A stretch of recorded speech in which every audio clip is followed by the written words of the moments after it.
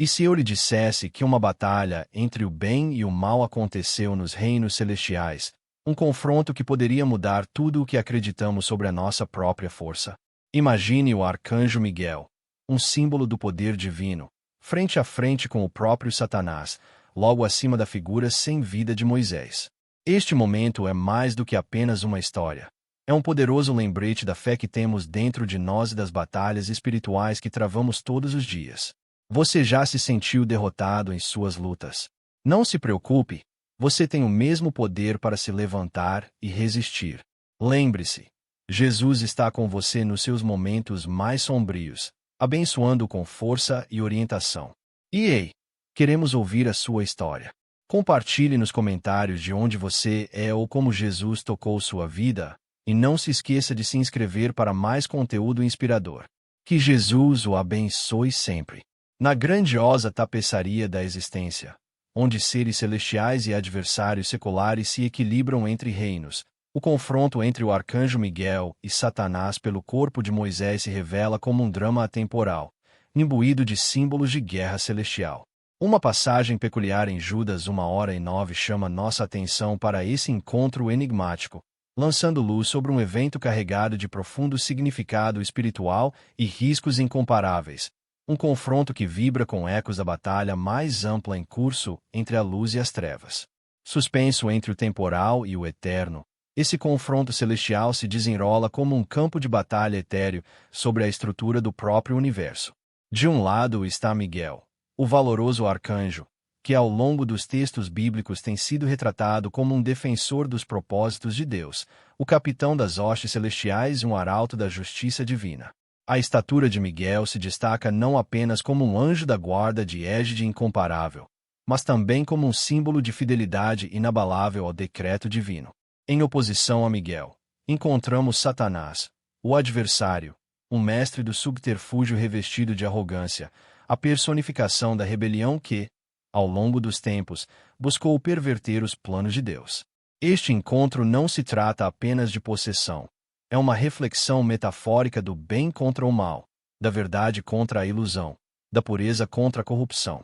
Lutando não com armas terrenas, mas com autoridade espiritual. Esta dinâmica destaca o drama cósmico incessante que se espalhou pela criação desde a queda. Esta cena, despojada de adornos terrenos e vista em relevo puro no reino espiritual, oferece uma profunda compreensão dos mecanismos do que chamamos de guerra espiritual. Para Miguel, esta batalha ressoa com ecos de integridade, uma defesa do que era sagrado e proposital na identidade e no legado únicos de Moisés. O corpo de Moisés, não um mero vaso terreno, deveria ser salvaguardado dentro do plano soberano de Deus, imaculado pelas intenções enganosas de Satanás. As implicações desse confronto ecoam além dos reinos celestiais, oferecendo-nos chaves para compreender nossas atuais batalhas espirituais. Assim como naquele campo de batalha etéreo Miguel confrontou Lúcifer, também devemos enfrentar o engano e as batalhas espirituais em nossas próprias vidas. A essência desse encontro destaca que a vitória muitas vezes emerge não da pura força, mas da adesão e do alinhamento com a verdade divina. Cada luta espiritual que enfrentamos exige um apego inabalável à fé e aos princípios estabelecidos por Deus, armados com a verdade que penetra todo o engano que se esconde nas sombras. Além disso, o confronto ressalta a necessidade da intervenção e da confiança divinas. A força humana, mesmo confiada a alguém tão poderoso como Moisés, é insuficiente para parar as ciladas de um inimigo tão celestial. Nossa armadura na guerra espiritual é reforçada por nossa intercessão com o divino, um convite para que o próprio Deus se coloque como nosso defensor. Assim como Miguel, que não dependia de sua própria autoridade, mas invocava a repreensão de Deus, nossas batalhas devem ser travadas ao lado da presença fortalecedora de Deus. A vibração deste drama celestial pinta um pano de fundo para a compreensão de uma verdade maior. A guerra espiritual, em sua essência, é frequentemente um cabo de guerra pelas almas e propósitos que Deus orquestrou.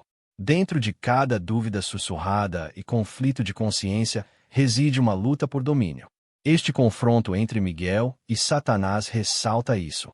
Serve como um lembrete de que esta guerra espiritual não é apenas uma narrativa bíblica relegada aos anais da história, mas uma realidade contínua que ecoa na vida dos crentes. À medida que navegamos em nossos caminhos, traçados em meio às forças que buscam reivindicar nossos destinos, olhemos para o exemplo de Miguel. Permanecendo firmes, imersos em um compromisso inabalável com o santo mandato de Deus, nós também podemos encontrar coragem para confrontar os sussurros espirituais do engano que desafiam nosso chamado. O confronto celestial nos convida a buscar uma lealdade mais profunda ao Criador do universo, incitando-nos a compreender que as batalhas sagradas da vida são, em última análise, vencidas além do que se vê, em reinos onde a fé, iluminada pela verdade, brilha inegavelmente e eternamente. Aqui, neste campo de batalha que se estende por todo o cosmos, mas que alcança nossas almas, o confronto nos lembra do nosso lugar, firmemente guardado dentro da grande narrativa escrita pelo Divino. Na grandiosa tapeçaria da história bíblica, poucas figuras se destacam tão titânicas e multifacetadas quanto Moisés. Sua vida, uma odisseia gravada nas areias do tempo, ressoa como uma narrativa de fé, resiliência e interação divina.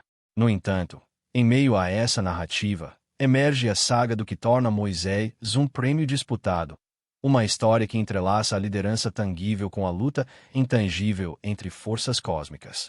Moisés, o profeta enigmático, não é apenas reverenciado como líder de uma nação.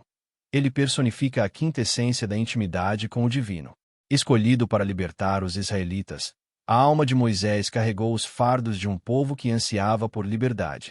Ele se transformou em um canal através do qual o etéreo encontrou o corpóreo, lembrando a humanidade do abraço divino possível por meio da fé e da obediência. No entanto, sua jornada não foi isenta de falhas humanas, um lembrete de que mesmo os escolhidos lutam contra a imperfeição. A essência de Moisés como um prêmio disputado reside talvez na própria essência do que sua vida representou. Uma profunda proximidade com Deus incomparável na narrativa bíblica. Essa proximidade incomparável é ressaltada por seus encontros no Monte Sinai, onde as leis gravadas na pedra se tornaram a estrutura espiritual que guiava o povo de Deus. Moisés, cujo rosto brilhava com a glória divina, era um testemunho vivo do potencial da comunhão humano-divina. É essa proximidade com o divino e seu papel como porta-voz de Deus que o tornam um objeto de discórdia no reino espiritual. Mas por quê? Pode-se questionar. Satanás cobiçaria o corpo de Moisés. O significado espiritual não reside nos restos mortais, mas no que eles simbolizam. Moisés era mais do que um homem. Ele era um símbolo de libertação, um arauto de esperança e um testemunho da fidelidade de Deus. Sua história de vida é um campo de batalha metafórico, onde a dinâmica da guerra espiritual se desenrola simbolicamente por meio de seus sucessos e fracassos. Considere o episódio em Meribá, um capítulo pungente na jornada terrena de Moisés. Ordenado por Deus a falar com uma rocha para que ela produzisse água, Moisés, em vez disso, a golpeia em frustração, um ato que demonstra a fragilidade humana, mesmo em meio à comissão divina. Essa falha, carregada de consequências, o impediu de entrar na cobiçada terra prometida. No entanto, é nessas falhas humanas que as profundas lições da vida de Moisés se revelam, lições que ressoam nas batalhas espirituais que toda alma enfrenta. A história de Moisés revela a natureza da guerra espiritual, não como conflitos grandiosos e visíveis, mas como lutas sutis dentro do espírito humano. Ela explora a interação entre dúvida, fé, obediência e rebelião, características que não são estranhas a nenhum buscador espiritual hoje. Sua jornada se torna um espelho que reflete os confrontos internos enfrentados por todos os que caminham na fé, tornando um prêmio profundo tanto para o divino quanto para as forças adversárias ávidas por diminuir seu legado. Ao compreender o legado contestado de Moisés, desenterramos verdades sobre o interesse do reino espiritual na jornada humana. Moisés representa uma linha de vida, uma ponte entre o visível e o invisível, a manifestação física da vitória e da derrota espiritual. Sua narrativa convida à reflexão sobre nossas batalhas espirituais, desafiando-nos a considerar quais forças permitimos que moldem nossa jornada, em última análise, nosso legado. Na dança misteriosa dos reinos celestiais, a essência de Moisés, sua vida, seus triunfos e até mesmo seus fracassos, encapsula a eterna luta entre as forças da luz e das trevas. Ela ressalta uma verdade pungente. A guerra espiritual tem menos a ver com as batalhas visíveis e mais com as disputas da alma e do espírito. Moisés se destaca como uma figura central que nos lembra da herança divina em jogo, incitando cada buscador a seguir um caminho alinhado à fé, à obediência, em última análise, à intimidade divina. Na vastidão etérea da guerra espiritual, onde seres celestiais se posicionam em desafio resoluto às sombras invasoras, o conceito de autoridade divina emerge como primordial. É um reino onde batalhas vitoriosas não são vencidas por pura força física ou intelecto eloquente, mas sim pela invocação do poder divino, uma força muito superior às fragilidades da capacidade humana. Esta narrativa se desenrola à medida que consideramos o episódio profundo envolvendo o arcanjo Miguel e sua concisa declaração: "O Senhor te repreenda", dirigida a Satanás na disputa pelo corpo de Moisés. Esta frase ressoa, ecoando pelos reinos espirituais, como um chamado claro à supremacia do comando divino. A declaração de Miguel não nasceu de poder pessoal ou autoridade angelical, mas foi um apelo direto à soberania e aos julgamentos supremos de Deus. Aqui, Miguel demonstra um princípio crítico da guerra espiritual. A autoridade que ele exerce é derivada, não intrínseca. Ela não provém de seu próprio poder como um dos arcanjos mais poderosos, mas de sua fidelidade inabalável à vontade e ao mandamento de Deus. Este princípio encontra ainda mais confirmação na admoestação encontrada em Tiago 4:7, que afirma: "Portanto, submetam-se a Deus. Resistam ao diabo, e ele fugirá de vocês." O ato de submissão à autoridade divina torna-se o eixo do triunfo espiritual. Nessa luta celestial, a palavra falada funciona como uma arma espiritual de poder formidável. O poder das palavras, quando imbuídas de autoridade divina, transcende suas limitações terrenas. Isso é ilustrado de forma pungente no confronto de Jesus com Satanás. Aqui, Jesus não se debruçou sobre discursos teológicos complexos nem se envolveu em debates prolongados. Em vez disso, ele empunhou a palavra de Deus, as Escrituras, como uma espada invencível. A cada tentação, Jesus respondia sucintamente: "Está escrito", rompendo o engano e a sedução do adversário com precisão e poder inabaláveis. Este modelo exemplifica o poder de permanecer firme na sabedoria divina e nas promessas consagradas nas Escrituras Sagradas. A oração também constitui uma parte essencial deste arsenal místico. É por meio dela que os fiéis se alinham com a vontade divina, concedendo-lhes acesso à força celestial inatacável. Nas batalhas invisíveis, onde as forças do bem se opõem à malevolência, a oração é o canal pelo qual a autoridade é invocada e a força é renovada. É um ato de confiança e dependência, demonstrando humildade, um reconhecimento de nossas limitações e do poder ilimitado de Deus. Ao nos engajarmos espiritualmente, adentramos um reino onde as vitórias são traçadas não por estratégias humanas, mas pela orquestração divina. Esse engajamento exige uma fé ativa, que enxergue além das limitações do visível e acesse o reservatório espiritual disponibilizado por meio de um relacionamento com o divino. Nesse contexto, o exercício da autoridade divina torna-se um ato de discernimento espiritual, desafiando os crentes a renunciarem à autoconfiança e a abraçarem a fonte do verdadeiro poder, o Deus que comanda os ventos e silencia as tempestades. A vida de Moisés oferece uma vibrante tapeçaria que ilustra esse princípio. Sua jornada do palácio do Egito ao deserto do Sinai e a subida ao monte de Deus é marcada por vários episódios em que a autoridade divina foi o fator decisivo no desenrolar da narrativa. Em cada caso, quando confrontado com o impossível, Moisés voltou-se para a instrução divina, confiando não apenas em sua capacidade de liderança, mas no Todo-Poderoso que o chamou. Assim, à medida que navegamos pelo labirinto metafísico da guerra espiritual, este capítulo serve como um convite, um chamado claro para nos armarmos com a sabedoria divina. Ele convoca os crentes a compreenderem que a verdadeira autoridade espiritual não é presumida, mas conferida por meio da intimidade com Deus e da submissão à sua vontade. As batalhas da vida, tanto as visíveis quanto as invisíveis, exigem mais do que a força humana.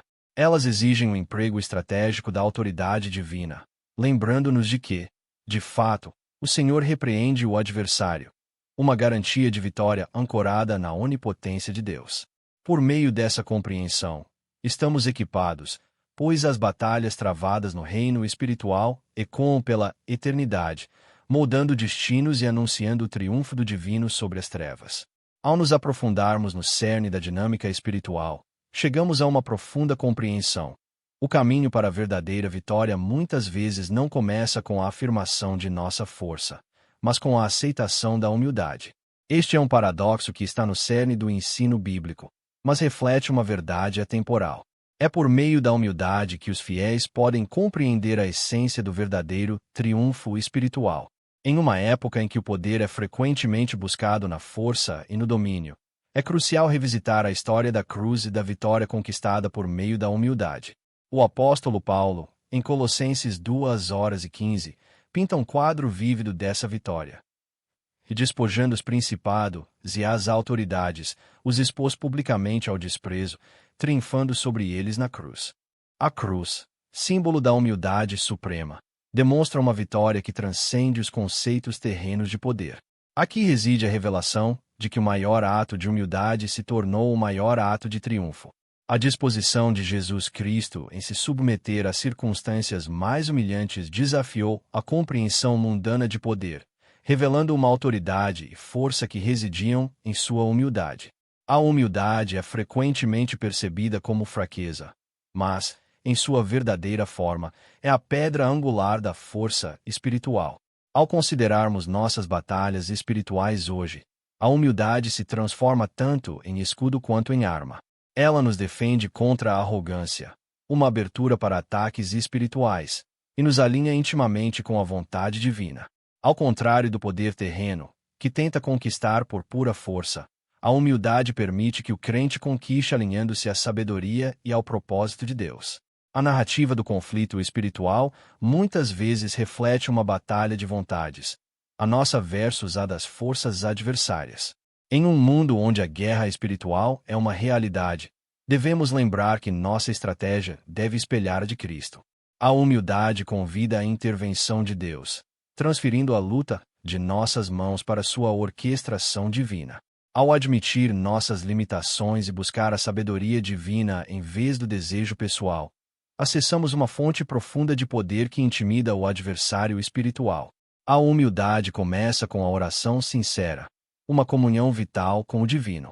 Por meio da oração, não apenas apresentamos nossas petições e preocupações, mas expressamos nossa confiança na força de Deus acima da nossa. Esse ato de fé cultiva uma atmosfera onde a paz, em vez da ansiedade, governa nossa jornada. É por meio da entrega autêntica que os crentes encontram paz na soberania de Deus, confiando que Ele se move de maneiras muito além da nossa compreensão. A humildade de admitir eu não sou suficiente, mas Deus torna-se uma revelação libertadora, libertando-nos das correntes da autossuficiência. Incorporar a humildade à vida diária transforma não apenas as batalhas espirituais, mas também toda a nossa jornada espiritual. Ela redireciona o foco do eu para o divino, convidando a presença de Deus em cada desafio encontrado. Ao se inclinar para a humildade, os crentes cultivam uma resiliência fortalecida pela fé, apoiando-se na verdade de que os planos de Deus superam os nossos próprios desejos. Uma abordagem prática para abraçar a humildade reside na lembrança constante da nossa dependência de Deus. Cada desafio se torna uma oportunidade para aprofundar a nossa fé, um lembrete de que a sua graça é suficiente para todas as necessidades. Como as Escrituras reforçam, não devemos confiar no nosso entendimento, mas reconhecê-lo em todos os nossos caminhos. Provérbios 3, 5, 6. A humildade também promove um espírito comunitário, convidando os crentes a apoiarem-se mutuamente em amor e serviço.